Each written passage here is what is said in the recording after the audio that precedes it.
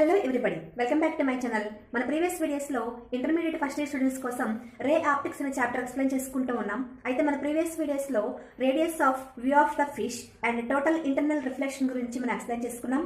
అయితే ఈ రోజు వీడియోలో ఫైబర్ ఆప్టిక్స్ గురించి అండ్ ప్రిజమ్స్లో రిఫ్రాక్షన్ ఎలా ఉంటుందో మనం ఎక్స్ప్లెయిన్ చేసుకుంటాం. Okay students, today we are going to discuss about fiber optics. So fiber optics లో మనకు two materials ఉంటాయి. So one of the material is cladding and the second material is core. So ఈ diagram లో మనకు outer most ఉంది కదా. So ఈ diagram లో ఈ outer ఏమంటామంటే cladding అంటాం. ఇన్నర్ లోపల ఇన్నర్ మెటీరియల్ ఉంది కదా, ఈ ఇన్నర్ మెటీరియల్ ఏమో కోర్ అంటాం.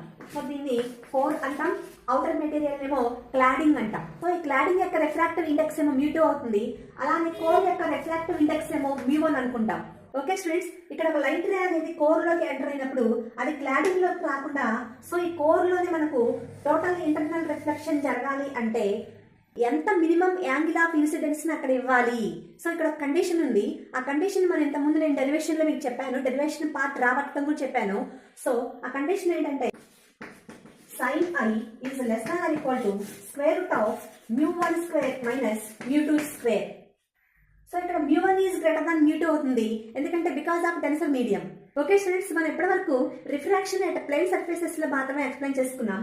అయితే ప్రిజమ్స్ లో కూడా ఈ రిఫ్రాక్షన్ అనేది ఎలా ఉంటుందో ఎక్స్ప్లెయిన్ చేసుకుంటాం. సో ఇక్కడ మనం దీన్ని బేస్ ఆఫ్ ద ప్రిజం అంటాం. సో ఈ base of the prism correct గా ఆపోజిట్ గా దీన్ని యాంగిల్ ఏ అంటాం. సో యాంగిల్ ఏ అంటే ఏంటి ఇక్కడ? సో ఈ టూ రిఫ్రాక్టివ్ సర్ఫేసెస్ ఎక్కడైతే మీట్ అవుతున్నాయో దాన్ని మనం యాంగిల్ ఏ అంటాం. ఈ ఏ అంటే ఏంటంటే refractive angle of prism. So in case of equator triangle low angle A equal to ఎప్పుడు కూడా 60 60 60, ఈక్వేటర్ అంటే 60 ఉంటుంది కదా.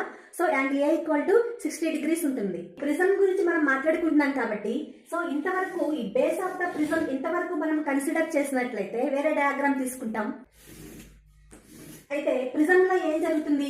ఇది refractive angle of prism. So ఈ లైట్ రే అనేది ఈ ఇన్సిడెంట్ రే అంటాం కదా. సో ఇన్సిడెంట్ రే అనేది ఈ టువార్డ్స్ నార్మల్ దగ్గర ఇక్కడ బెండ్ అవుతుంది. సో ఇక్కడ ఎయిర్ లో నుంచి గ్లాస్ లోకి వచ్చేస్తుంది, గ్లాస్ లో నుంచి మళ్ళీ టువార్డ్స్ నార్మల్ దగ్గర బెండ్ అయ్యి మళ్ళీ ఇలా వచ్చేస్తుంది. సో మనకి ఇక్కడ 3 రేస్ ఫామ్ అవుతాయి. ఇన్సిడెంట్ రే, ఇదేమో రిఫ్రాక్టెడ్ రే, ఇదేమో ఎమర్జెంట్ రే. సో ఈ ఎమర్జెంట్ రే గురించి మనం ప్రీవియస్ క్లాస్ లో మనం ఎక్స్ప్లెయిన్ చేసుకున్నాం.